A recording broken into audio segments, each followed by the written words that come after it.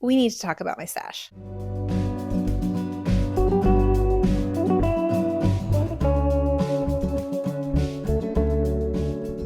So I'm laying here on all of my yarn to ask one question. Is my stash too big? I love my stash, but I'm also overwhelmed by my stash.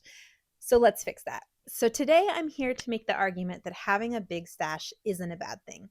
Yes, really. Why is it great to have a stash? When does a yarn stash become too big? How do we keep it from getting out of control? And yes, you probably guessed my answer. It's organization. I guess I'm stuck here now. Peaches.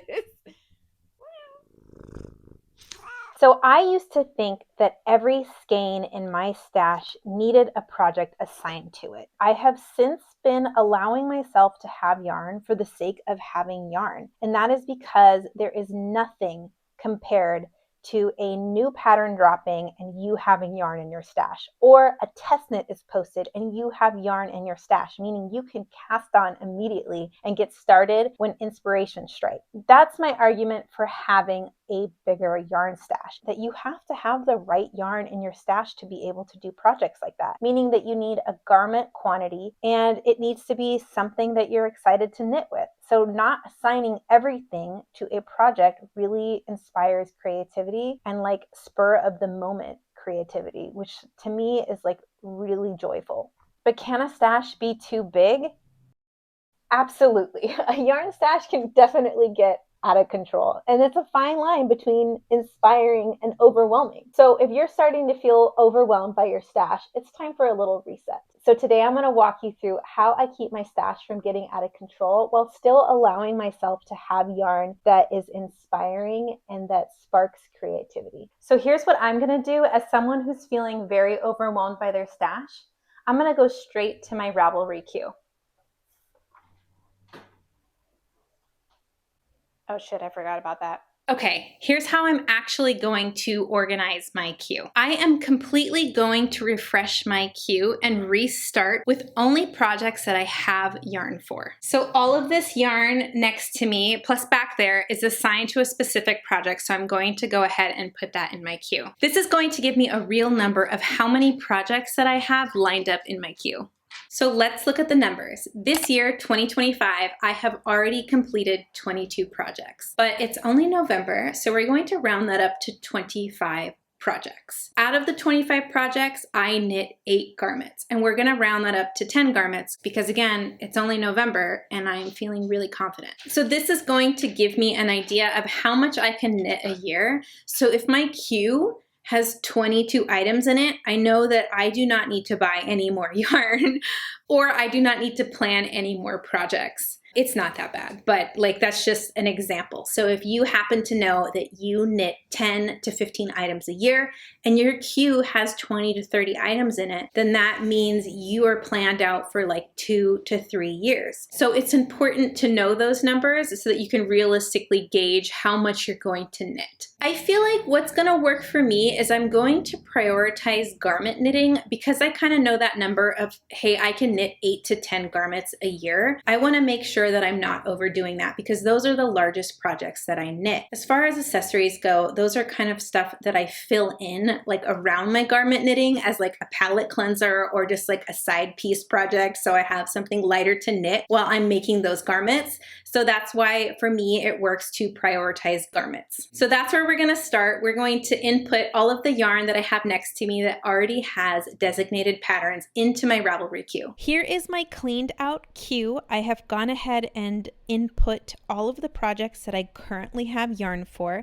And you can see I just have 6 garments planned out. Now, obviously that's a lot. I have finished 8 garments this year. I could maybe squeeze a couple more in there, but I don't want to overdo it. I just wanted to show you what that looks like if you clear out your queue and you have a manageable list like this. You can also see that I went ahead and I put in the stash yarn that I'm going to use for each one of these projects. Now that's something that does take some pre-thought. You have to put your stash into Ravelry, which I do have a video about. I will link below. But I'm going to show you how to add something to your queue. You have 2 different options. You can go over here to this add to your queue button and you can actually type in a pattern. You can link it here. And then if you want to use your stash yarn, you push use stash yarn, or you can type in yarn if you don't have your stash uploaded, and you can link that yarn there. And then you just go down and save changes. The other easier way to add something to your queue is directly from the pattern. So you can just go over to this tab right here that says add to queue, and it looks the exact same except for that you have the pattern already linked. And then you can go down and add your stash and save changes from there. Now, if this seems unattainable to you because you have a lot of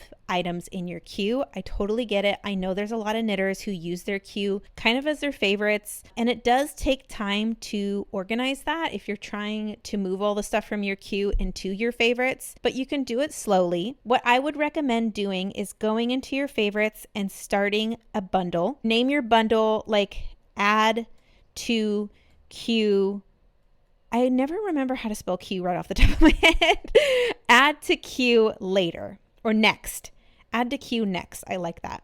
So you could create a bundle called add to queue next. And then let's go back to our queue. So say you have like 40 things in here and you're trying to clear it out. What you can do is you can click on each thing and then you can add it to your favorites, add it to add to queue next. And then you can clear out your queue in a more manageable way. You can have tons of things in your bundle that says add to queue next, but then you can kind of curate your queue to be like less than 10 items. That way it's not super overwhelming and it's easy to manage and easy to look at a glance, and still know that you have all of those patterns saved into add to queue later. I use Ravelry for a lot of things, but I do feel like the queue should be limited to things you actually think you're going to be casting on in the near future. Now that I've updated my Ravelry queue with all of the garments that I have yarn for, I can now move on to accessories and dedicate certain yarns to just being stash yarn. I'm really excited to allow myself to have yarn in my stash that is just stash yarn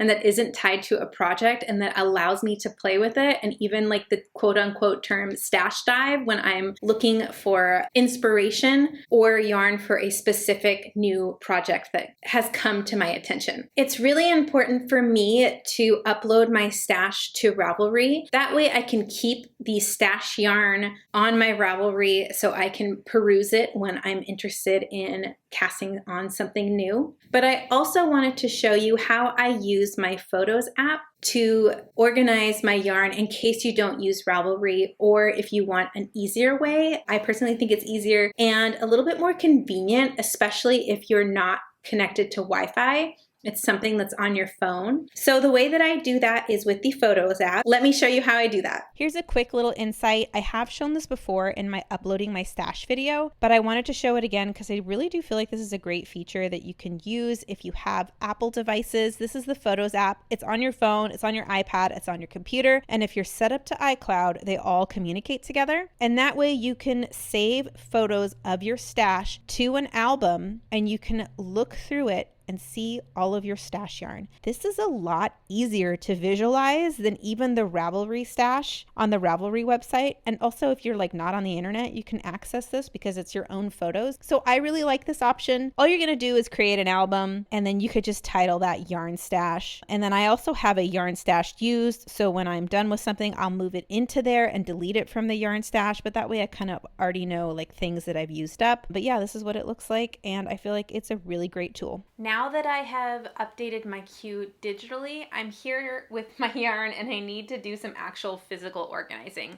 So I have created some piles. Let's go over them. The yarn on my bed is the yarn that is in my queue that has a designated pattern. I'm like super sure that's what I'm gonna make with it, and it's ready to go. I have several other piles though, as you can see, and we're gonna go through them. This pile here is all of my stash yarn that does not have a designated project assigned to it. So that is now my designated stash yarn. Now over here up at the top left, we have my bits and bobs. These are either leftover parts of a skein, and I like to keep these for a scrappy project or when I teach someone how to knit for the first time. This small little pile right here is just one-offs of skeins that I have left over from projects. And then up here in the front, we have my small pile of accessory yarn that I do plan on making something with all of these skeins in the near future, but I don't have enough to make a garment.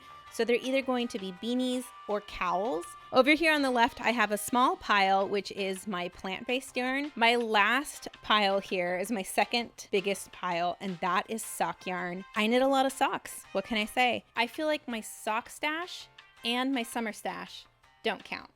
Let me know if you agree with me. Also, I feel like a news reporter.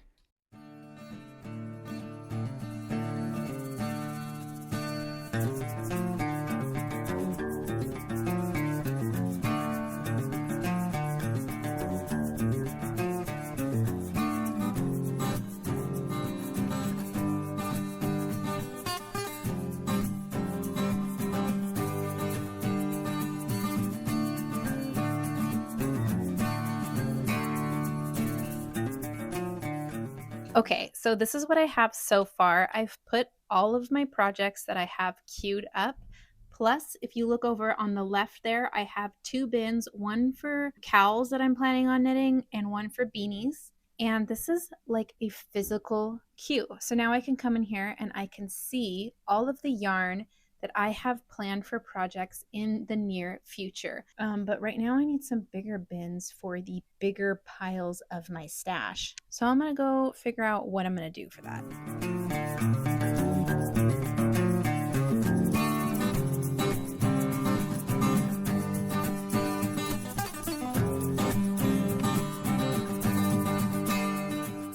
Here is the finished result of my stash yarn. You can see that I did pick up 4 larger bins. I went down to Ace Hardware and got the size up of the same company that makes the smaller bins. So here's how I've organized it. I have 2 of these bigger size bins for my large quantity stash, meaning I have a garment quantity of yarn, and then I had to break up my smaller or single quantity stash and put them in a separate bin because this did not all fit into the big bins, obviously. If it was an ideal world, I would have gone and bought some more of these larger bins, but I was over my bin budget for this video. The other 2 large bins I used one for my sock stash and then one for my scraps and samples. I had to put my summer stash into one of these smaller bins, and then I separated my indie dyed sock yarn from my regular sock stash just to make it fit better because it didn't all fit in the one bin. So now this is my dedicated stash yarn that does not have any project tied to it. So now the bottom shelf is dedicated to my physical queue. This is all yarn that I have projects for and I plan to cast on in the near future. The only thing I added to this section is a current whip spin, and that is because sometimes I'll,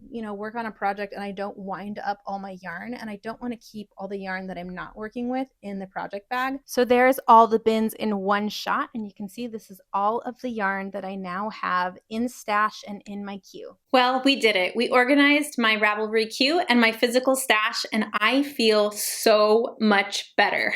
For those of you who don't know me, my name is Natalie and I am the cheek behind Knit Cheek, and I make a lot of videos about organizing your knitting. So I'm going to leave a playlist in the description below. Also, we have hit 10,000 subscribers, which is really, really exciting. So to celebrate, I am going to be doing a little giveaway. All you have to do is leave a comment telling me a pattern that's been in your Ravelry queue for a while, and I will gift you that pattern on Ravelry. The giveaway will end January 1st, 2026, and I will announce the winner on my YouTube channel in an upcoming video. I hope that this video made you feel a little bit better about having a yarn stash, big or small. Don't forget to like and subscribe, and I will see you next time. Bye!